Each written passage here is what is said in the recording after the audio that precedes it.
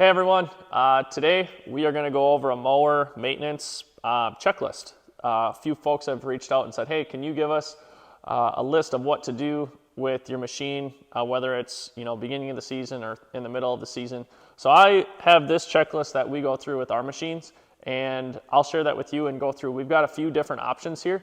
We've got our commercial mower, which is what a lot of us commercial guys use. We've also got a friend's riding residential lawnmower here and a push mower. So chances are you have one of these three, and we'll go through just what to do for the maintenance checklist. So to get started, we want to check tire pressures. If we have uneven tire pressures, we're going to get an imbalanced machine, which can cause for an improper cut height or unlevel cut. And it can also just wear out your tires super fast and add to your expenses for the year. So what we want to do is check our tire pressures.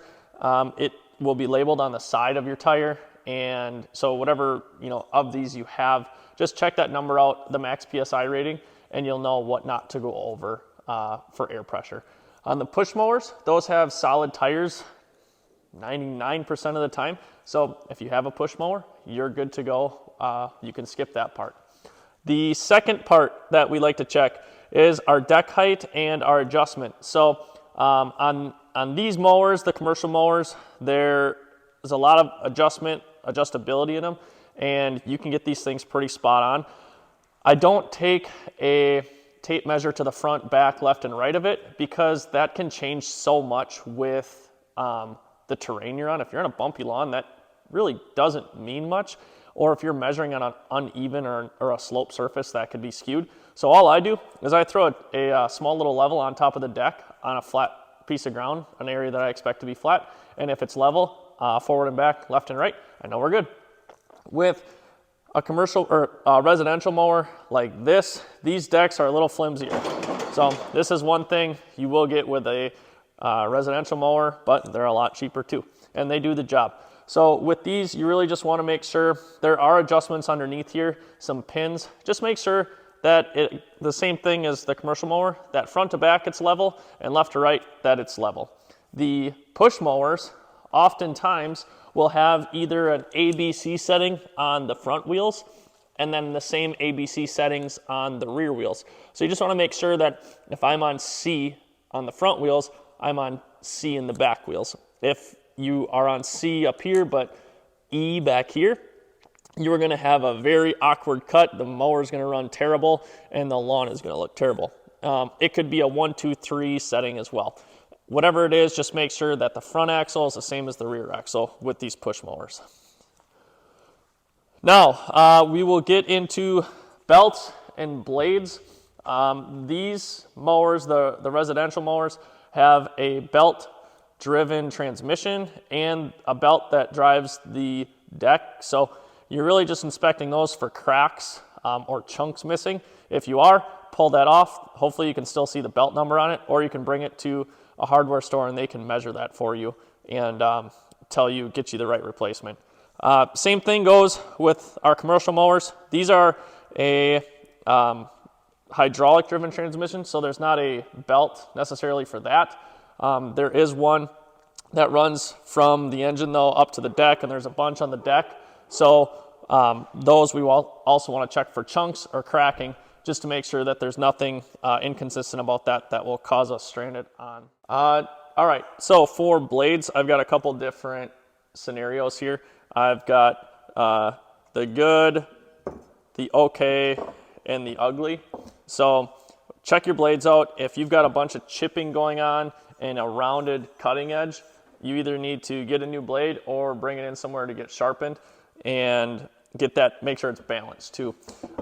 This guy here is it's okay. It's sharp enough, but it could be sharper. It's not freshly sharpened. So this was a used one. So if we were going to have this on our machine, we would sharpen this.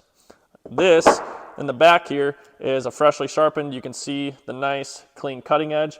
This will cut a piece of paper. So you can kind of see, where your blade should be, where it is ready for attention, or where it may need to be replaced, or some serious grinding needs to happen. So Take a look at yours and see where you fall in there, and that's it. From there, we will go to, is the deck and the turbo clean? So again, a deck like this, they have these fancy little hose hookups here. I honestly have never used them. I don't know how good or not good that they work, but you could give that a shot, or just drive this up on some ramps, block the rear wheels, and make sure there's not a buildup of grass underneath there. And you might have to check that a few times throughout the year, because that, if you cut when it's wet, it can leave a mess underneath there. And the same thing here, we'll prop these up once a week to clean all that stuff out. It gives us the best vacuum, so to speak, without that restriction of that clumped up, muddy, grassy mess. So same thing with the turbo. There's spinning parts in here that throw the grass back into the bagger. That whole system, you just want to have that clean. Push mower, these are really simple. As long as it's not clogged up in the back here where you have the grass fly from the deck to the bag, then you should be good to go. Just another area that you want to make sure is clear and wide open. We'll roll right into the air filter and oil filters. These two machines have oil filters. Most of the time, the push mowers don't have an oil filter. And what these will look like is just a big spin-off filter. We've got one in here that's hidden underneath. We don't need to try to find that with the camera. It's about the size of a, half of a pop can. And on this bad boy here, it's right up front, pretty easy to get at. So while we're in here, we'll just look at the air filter too. The air filter, you just pop this cap open, and there you have it. This one's not too bad. There's a couple pieces in it. I'd probably just take a blower or the air compressor to clean that out. On this guy, this has a little bit more of a sophisticated, intake air filter system. So this has a 2-piece air filter, and this one is actually time for it to be replaced. But this is our main one on the outside. You can see it's super dirty, whereas I know this isn't the same for the same machine, but this is a new filter. So you can see quite a difference between those two. But what also this machine has is a secondary filter on the inside, which is right here. So you really got to keep an eye on both of those, and this one will come out. This one doesn't look too bad at all. But again, just a little bit more of a sophisticated filtration system on these bigger mowers. We want to check the air filter and the oil daily and change the oil. For us, on our big machines, because we put a few hundred hours on these a year, we change them every 100 hours. If you have a residential lawnmower, I would just recommend changing it once a year at the beginning of the year and checking the oil level every time you use it, and checking underneath the machine as well. If you're running these daily, just checking that a couple times a week to make sure that those oil levels are set. Last but not least, we got fuel filters. So these 3 machines all use just a generic fuel filter that works for not only these 3 machines, but really any small engine. So you can get those. They look like this when they are new. And if you follow me down here, there's one right here that you can see is just foggy. I would probably replace that. You can see a clear difference between the two of those. These are directional, so just make sure that you're putting it in the right direction on the fuel line, or it won't work. And stabilizer. As you put it away for the year, start it up for the year, a lot of these machines are carbureted. They're starting to get into fuel injection, but what you can do is just put some Seafoam or some Stable or any kind of stabilizer that you can find for fuel, put their required amount in it, and it'll just clean out that fuel system.